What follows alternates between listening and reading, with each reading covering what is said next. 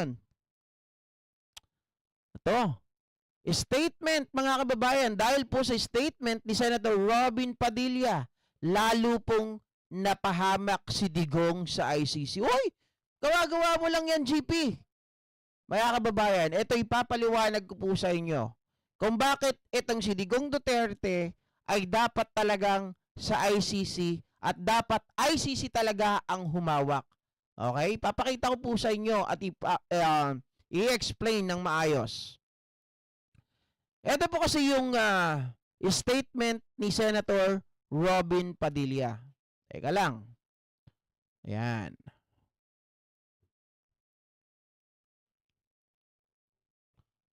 Kita nyo ba, guys? Mga ka-GP Natics? Ayan. Sabi ni Senator Robin Padilla, dito, hindi tayo boss. Mga kababayan, ang tinutukoy niya po ay Dahig, Netherlands. Ang hirap po rito makiusap. Oh, hindi raw nila madaan sa pakiusapan.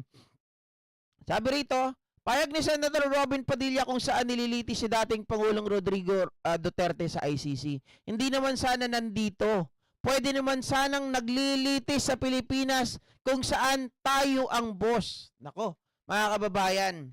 So sa pagkakasabi niya, hindi tayo boss dito, ibig sabihin sa Pilipinas, boss sila. Sa Pilipinas, dadadaan nila sa pakiusapan. Pero doon sa ICC, hindi sila boss doon. Wala silang authority. Doon sa Pilipinas, sa Netherlands, wala po silang connection. 'Di ba? Kung natatandaan nyo, sinabi ko nung nakaraan, kaya si Duterte ay talagang dapat sa ICC. Nakita nyo, nakita natin, napakinggan natin yung statement ni Senator Bato. Mga ka-GP Natics, gumawa sila ng paraan. Kahit on-board na, nakalipad na yung eroplano. Anong sabi ni Senator Bato? Nanggaling din sa kanyang horse's mouth.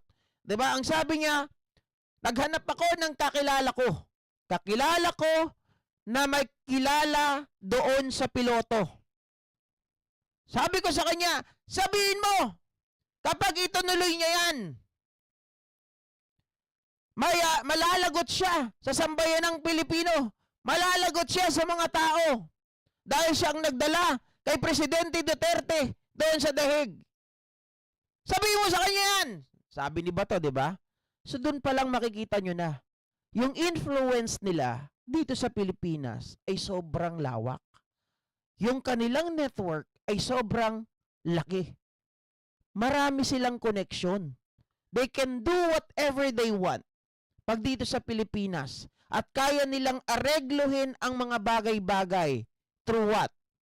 Pwedeng connection, pwedeng pananakot, pwede rin nilang paganahin ang pera. At kapag worst to worst scenario, kapag halimbawa hindi po nila nakuha sa santong dasalan, sa santong pakiusapan, baka mamaya santong libingan nila dadalhin 6 feet below the ground. 'Di ba? Oh. Nakita nyo? Mga kababayan, halatang hindi nag-iisip eh. Pinapahamak niya si Digong Duterte. Sabi niya, pwede naman sana sa Pilipinas natin nililitis kung saan tayo ang boss. Eh di, worse, kapag dito sa Pilipinas nilitis, you can do whatever you want. Even the judge, mga kababayan. I'm not saying that in general, hindi ko sinasabi lahat ng mga judge ay nababayaran. Baka dahil sa connection na meron sila, it could lead, mga kababayan, makamamaya ang investigasyon ay mawalan lang ng saysay. Yung mga naghahanap ng hustisya ng maliliit na tao, ay wala pong mangyari. Diba? Kagaya po nung kay Kibuloy. During that time, si Kibuloy pa lang yon. Sitting president si Duterte, incumbent president. Nakita nyo yon? Kinasuhan sa Davao. Etong si Digong Duterte. Nung nagngangalang alias Amanda. Sorry. Kinasuhan sa Davao etong si Kibuloy na nagngangalang alias Amanda. Anong ginawa dun sa kaso? Dismiss ka agad doon sa court, doon sa Davao. Tapos nag-appeal ngayon. Itong si alias Amanda sa DOJ. Anong ginawa ng DOJ? In-archive yung kaso. Natulog. Kung hindi pa kay Pangulong Bongbong Marcos time, mga kababayan, yung nandun sa DOJ na yan, hindi pa mahalungkat. See? Doon pa lang makikita na natin na talagang may impluwensya sila. 'Di ba? Lahat talagang napapaikot, nadadala. Hindi ko alam kung anong paikot yan. Pera ba? Siyempre, of course, lagi naman kasama yung pera eh. 'Di ba? Yung impluwensya. Yung tinatawag nating padrino. Oh, pre, papadala ko dyan mamaya. Sasakyan sa'yo. Basta pakawalan mo lang to ha. Oh, huwag mo lang ituloy to ha. Ganon. 'Di ba? Sabi ni Sherry Bills, eng-eng talaga yan si Sakang. Umuwi ka na. Wala ka namang sinabi dyan kung nag-work ka even close. Ano to? Sa Senate, kaming kaliskis ng mukha mo, sako-sako, lakad-lakad. Marami palang galit kay Senator Robin Padilla dito, mga kababayan. Ano? Kita nyo? Walang ginagawa. Senador, sumasahod, nandun. Imbis na sumama sa nag-iimbestiga sa mga hearing ngayon, wala. Mga kababayan, binabantayan. Parang sila ay dedicated lang sa isang tao. Parang itong mga to, tumakbo bilang senador, hindi para sa bayan. Parang para sa bayan o para kay Digong. Ganun yung nakikita ko dito eh. Tama po, Edo. Yan po ang the best or sabi ko pinaka-accurate. Marami pong galamay sila dito. 'Di ba? Even kahit doon mismo sa loob ng Malacanang. 'Di ba? Oh, nakita nyo naman yung balita, narinig nyo. Kaya nahuli itong si Digong Duterte because yung insider nila doon sa loob pinainan nila ng maling balita. Ito namang insider, yung balita, tinapon niya kaagad sa kampo nila Digong, pinabigay kaagad kila Sara at sinabi, uwi ka na dad. Walang problema. Walang manghuhuli sa'yo. Akong bahala. Poprotektahan ka nila. Poprotektahan ka ng taong bayan. Anong napala, mga kababayan? Wala. Okay? Makita nyo yung sitwasyon? Kahit mismong sa palasyo, may tao sila. What more pa kaya sa labas? 'Di ba? Kahit nga baka hindi nila tao basta kakilala ng kakilala ng kakilala. Nagkakaroon ng network. Kagaya nung sinabi ni Bato, yung kakilala niya ay kakilala yung pilot. Na wala namang kinalaman yung pilot. Ang trabaho lang na mo, wala kinalaman sa politika yun. Ang trabaho lang nun, magpalipad ng eroplano. 'Di ba? Ang trabaho nun, safe kayong dalin kung saan man kayo pupunta at safe na makabalik. Yun lang ang trabaho ng eroplano. Ng piloto, rather. Tapos ganun, mga kababayan, tatakutin ninyo. Sabi ni Jay, paano pa siya tatambay sa Senado? Wala siyang kakampi dyan. Iniwasan na siya sa Senado kasi kakahawa ang kabubuhan niya. Marami pa po siyang kakampi. In fact, mga kababayan, kaya siya hindi tumatambay ngayon dahil yung mga kakampi niya medyo nasa labas. Nangangampanya. Diba? Sabi ni Marlon Tanawan, Sir GP, sayang ang pera ng taong bayan na pinapasahod kay Robin. Bobin. Bakit naging number 1 yan? Apa, mga kababayan, pagpasensya nyo na ang inyong abang lingkod. Kasi isa rin ako sa may kasalanan kung bakit naging number 1 yan. Pero kung sa kasalanan, siguro konti lang sa akin. Bakit? Uy, GP, iniilag mo pa yung sarili mo. Hindi kasi nung panahon ng kampanya, hindi pa ako sikat. Kahit kayo, hindi pa naman ako sikat eh. Kumbaga, para sa akin yung viewers ko, okay na sa akin yung viewers na 250, 'di ba? Kada live, kada video. So yung ibang vlogger, kinampanya namin ang unit team. So mas marami silang engagement, mas marami silang kasalanan kasi kami kinampanya talaga namin si Robin. Dinaan nga lang sa pakanta-kanta eh.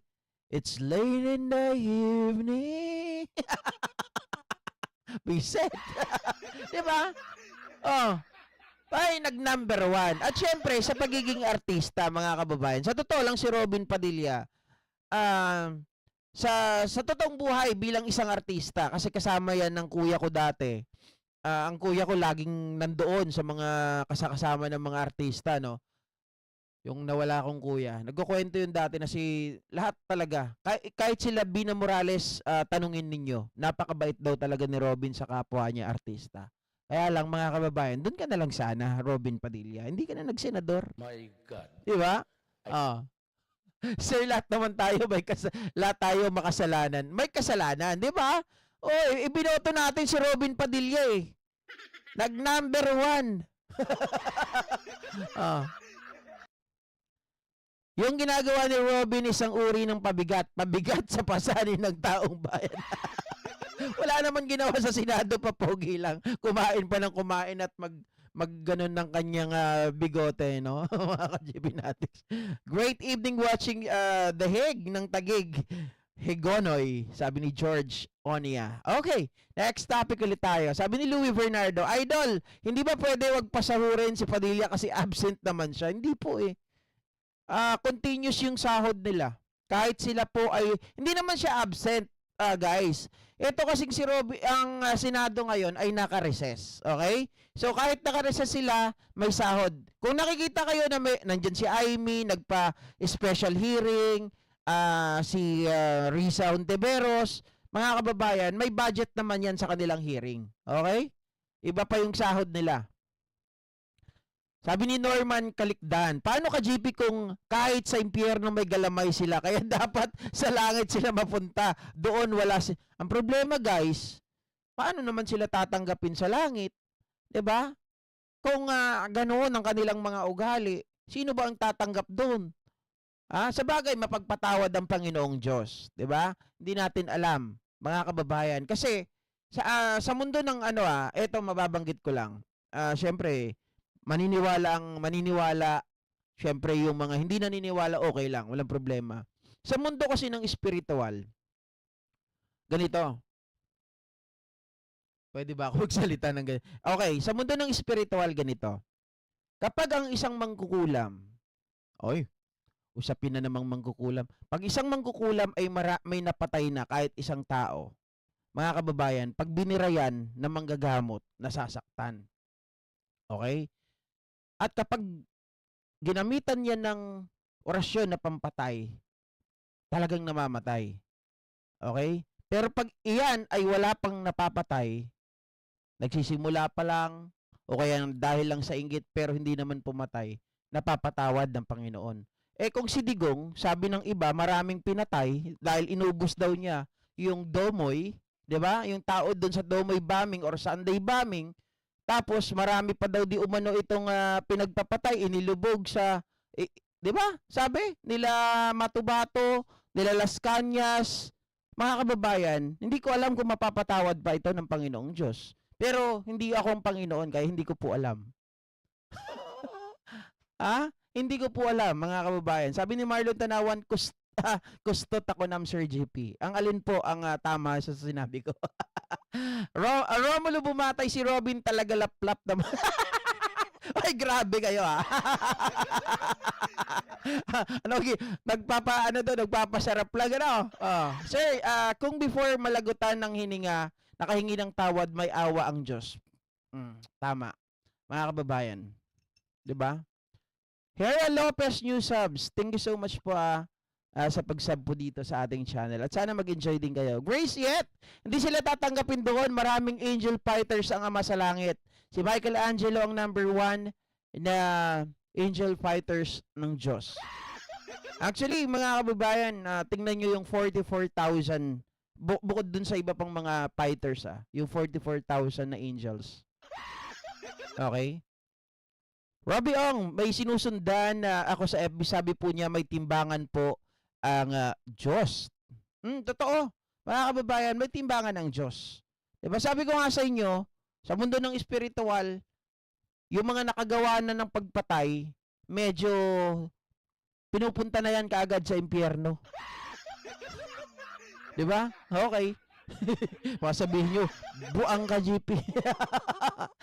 Pag-isapan naman natin mga kababayan, Harry Roque, sinibak